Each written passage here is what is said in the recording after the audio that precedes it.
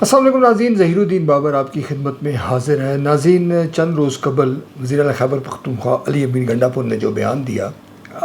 وہ پاکستان کی خدا نخواستہ مشکلات بڑھا سکتا ہے، یعنی کہ ایف ٹی ایف میں بھارت چلا گیا۔ یہ ایک بیان کیا تھا، آپ نے سنا ہی ہوگا کہ انہوں نے کہا کہ ہم حکومت یعنی صوبائی حکومت دہشت گردوں کو پکڑتی ہے، اس کے علاوہ ہمارے جو سیکورٹی ادارے ہیں وہ پھر ان کو چھڑوا لیتے ہیں اور پھر وہ سلسلہ چلتا رہتا ہے۔ پھر نے کہا اگر یہ دہشت گرد جو ہے یہ گڈ اور بیڈ طالبان ہے، کبھی انہوں نے الزام لگایا، اگر یہ اتنے اچھے ہیں تو ان کو وردی پہنائیں اور بھارت سے لڑائیں اور غرض اپنے مقاصد کے لیے استعمال کریں۔ اس بیان کے کیا مضمرات ہیں، کیونکہ وزیر اعلیٰ خیبر پختونخوا کی طرف سے یہ بیان آیا اور اب اس کو کس طرح سے کاؤنٹر کیا جا رہا ہے، اس پر بات کی جائے گی۔ اگر آپ نے چینل سبسکرائب نہیں کیا تو آپ یہ چینل سبسکرائب کر سکتے ہیں، بیل آئیکن کو پریس کریں، دوست احباب کے ساتھ شیئر کریں۔ ناظرین، علی امین گنڈا پور یقیناً غصے میں ہوں گے یا انہوں نے دانستہ طور پر یہ الفاظ استعمال کیے ہیں یا یہ جملے کہے ہیں۔ اگر ان کی پریویس ریکارڈ دیکھا جائے تو ہم یہ یقین کے ساتھ کہہ سکتے ہیں کہ علی امین گنڈا پور زیادہ سوچ کے بات نہیں کرتے، جو ان کے زبان پہ آتا ہے، منہ میں آتا ہے، وہ کہہ دیتے ہیں۔ یقیناً اس منصب کا تقاضا ہے کہ وہ جو الفاظ استعمال کریں، جو وہ اپنے منہ سے نکالیں الفاظ، اس کے جو مضمرات ہیں، جو اس کے اثرات ہیں، وہ اس سے کما حق جو ہے وہ آگاہ ہوں، مگر ایسا ہوتا ہوا نظر نہیں آ رہا۔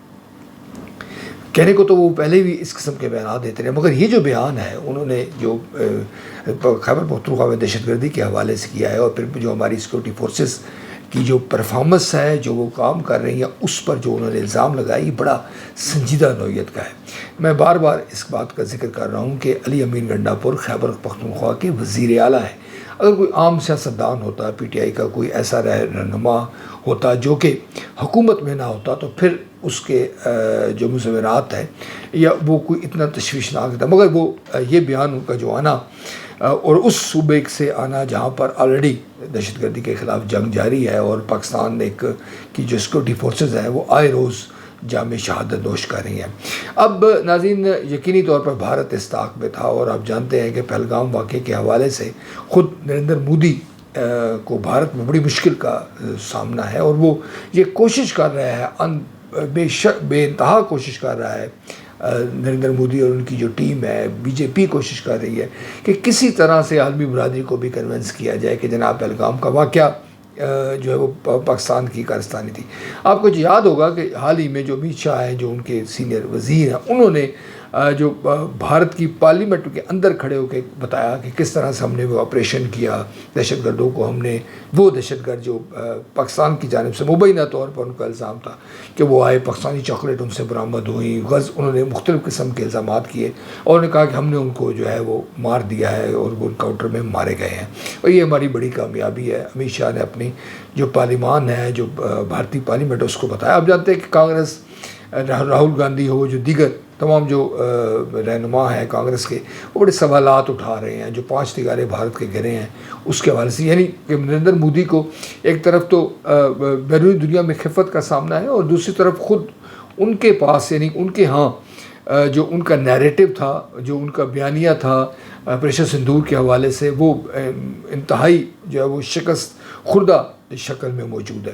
ایسے میں اگر یہ بیان آئے گا تو وہ بھارت نے یقینی طور پر، جو بھارت سے یہی توقع کی جا سکتی تھی کہ وہ ایف اے ٹی ایف میں وہ بیان لے گیا ہے، اس نے کہا ہے کہ دیکھیں ہم تو یہ پہلے ہی کہتے تھے کہ پاکستان ریاستی سطح پر دہشت گردی کو پروموٹ کرتا ہے، اور خود ان کا جو وزیر اعلیٰ ہے یعنی علی امین گنڈا پور کی طرف انہوں نے اشارہ کیا کہ وہ جو ہے وہ اب اعلانیہ طور پر پریس کانفرنس میں کھلا مکھلا یہ بات کر رہا ہے، لہٰذا جو ہمارا موقف ہے اس کی توثیق ہوتی ہے اور ایف ٹی ایف پاکستان کے خلاف پابندیاں لگائے۔ آپ جانتے ہیں کہ ماضی میں ایف اے ٹی ایف کے حوالے سے پاکستان نے بڑے اقدامات اٹھائے، بار بار پاکستان گرے لسٹ میں گیا، پھر کہا گیا کہ بلیک لسٹ میں جائے گا، اس کے مضمرات ہیں اور اس میں پاکستان تجارت نہیں کر سکتا اور مختلف قسم کی سینکشن لگ جاتی ہیں۔ اگر آپ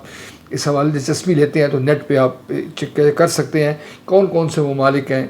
جن میں یہ لگا اور اس کے بعد جو ہے وہ ان کے مسائل ہوئے۔ میانمار ہے، اسی طرح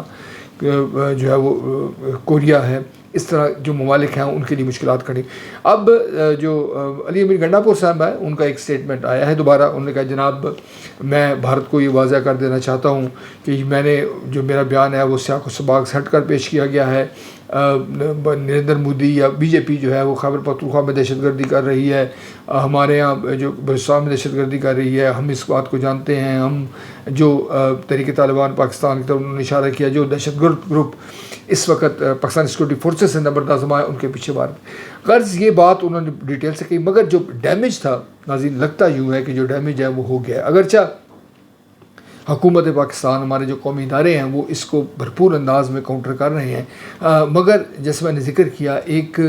وزیر اعلیٰ جو ہے منصب کے فائز پر ہیں، ان کی جانب سے اس طرح کا خوفناک بیان آنا پاکستان کی جو ریاست ہے، پاکستان کی حکومت ہے، پاکستان کی جو معیشت ہے، اس تمام پر اثر انداز ہو سکتا ہے. جیسے میں نے ذکر کیا کہ بھارت نریندر مودی اسی طاق میں تھا اور اس کو ایک سلسلہ آ گیا. اب یہ معاملہ جو علی امین گنڈا پور صاحب ہیں وہ کہہ رہے ہیں کہ جناب وہ خود FATF میں جائیں گے اور ان کے سامنے اپنا موقف پیش کریں کہ غرض جو بھی کچھ کریں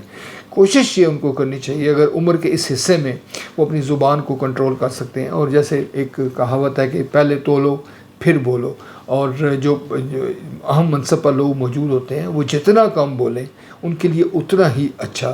مطلب کنسیڈر کیا جاتا ہے. ویسے تو عام زندگی میں بھی ہم دیکھتے ہیں کہ جو شخص جتنا زیادہ باتونی ہوتا ہے وہ اس کے لیے مسائل اتنے زیادہ پیدا ہوتے ہیں. ایک کسی دانشور نے خوب کہا ہے کہ خالق کائنات نے 2 آنکھیں دی ہیں، 2 کان دیے ہیں اور 1 زبان دی ہے، یعنی اس کا جو استعمال ہے یہ کم سے کم کیا جائے. اب صورتحال آنے والے دنوں میں کیا بنتی ہے اس کے حوالے سے حکومت کاؤنٹر کرنے کی کوشش کر رہی ہے، مگر اس بیان کی جو جتنی مذمت کرنی چاہیے وہ یقینی طور پر کم ہے، تاکہ علی امین گنڈا پور صاحب مستقبل میں اس قسم کی جو غیر ذمہ دارانہ جو سٹیٹمنٹ ہے وہ دینے سے گریز کریں. ناظرین آج کے لیے اتنا ہی، پھر نئے ولاگ کے ساتھ آپ کی خدمت میں پھر حاضر ہوں گے. اس وقت تک اللہ نگہبان.